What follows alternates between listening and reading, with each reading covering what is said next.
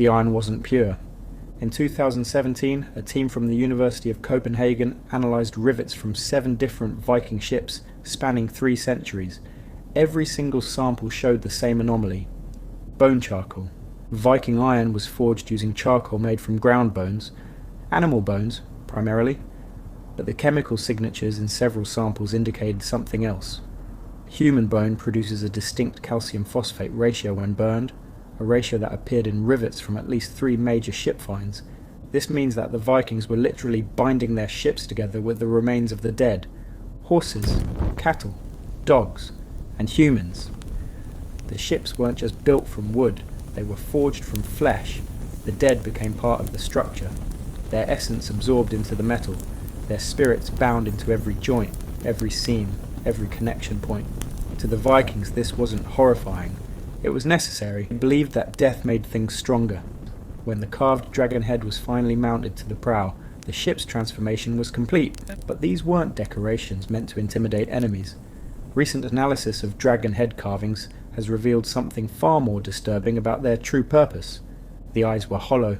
Archaeologists examining the famous Oseberg dragonhead under UV light discovered that the eye sockets had been carved completely through the wood. Why? Because something was meant to look through them. The Vikings believed the dragonhead housed a spirit, not a symbolic one, an actual entity bound to the wood through blood ritual and spoken oath. This spirit's job was to watch for threats, spiritual threats, creatures that lived in the water, beings that inhabited storms. But the spirit needed to be fed. Written accounts from Christian missionaries describe Viking captains performing a monthly ritual where animal blood, sometimes human, was poured into the dragon's mouth. The blood would drain down through channels carved into the prow and seep into the ship's structure, feeding the Guardian, keeping it strong, keeping it loyal.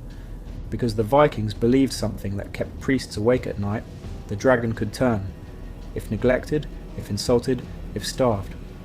The Guardian spirit would become hostile. It would steer the ship into rocks. It would cause storms. It would drown its own crew. There are 14 documented sagas that describe ships going mad, refusing to respond to oars or sail, turning against their captains.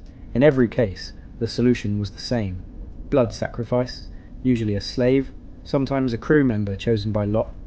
The victim's throat was cut over the prow, the body was thrown overboard, and according to the sagas, the ship would immediately calm. Coincidence? Superstition? Then explain the bones. What lies beneath? The darkest truth of Viking ships wasn't discovered on the ocean, it was discovered underground,